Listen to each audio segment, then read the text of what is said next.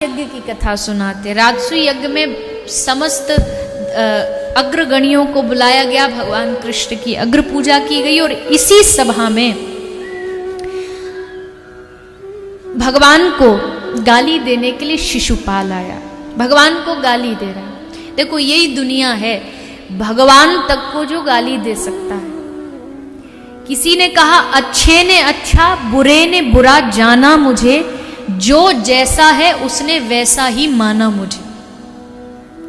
ये दुनिया पर आप पीला चश्मा चढ़ा के दुनिया को देखोगे तो आपको बुरी दिखाई देगी, अच्छा चश्मा चढ़ा के देखोगे तो अच्छी दिखाई देगी। और टांग खींचने वालों की तो दुनिया में कहीं कमी है नहीं।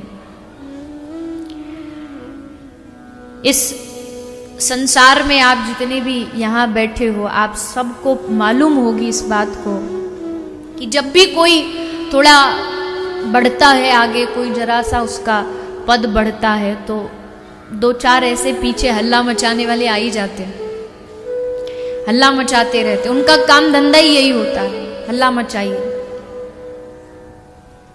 लेकिन दुनिया के कहने से चलोगे तो जीवन व्यर्थ होगा। अच्छा है कि शास्त्र के अनुसार भगवान की जो आज्ञा है उसके हिसाब से चलते रहिए, निडर रहिए। कई बार लोग कहते हैं कि हम अच्छा कार्य करना चाहते, पर लोग बातें करते हैं बड़ी सारी, अच्छे कार्य करने में बातें बहुत बनाई जाती है, पर कोई नहीं, आप लगे रहो। आपको अपने कर्मों पे भरोसा होना चाहिए, मैं गलत नहीं हूं बस।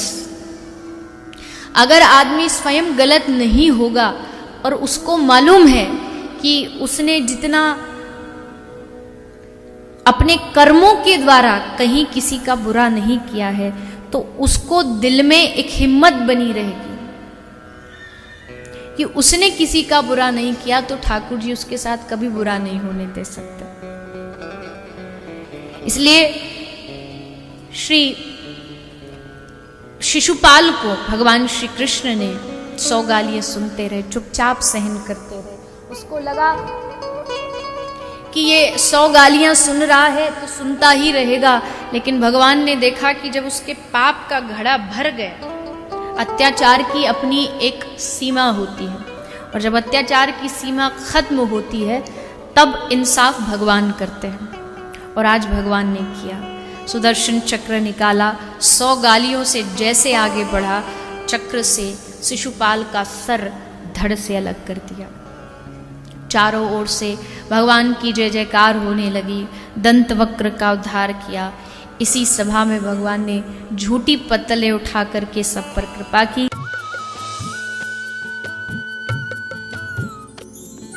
सर्वधर्म संगम, धर्म के सच्चे प्रहरी।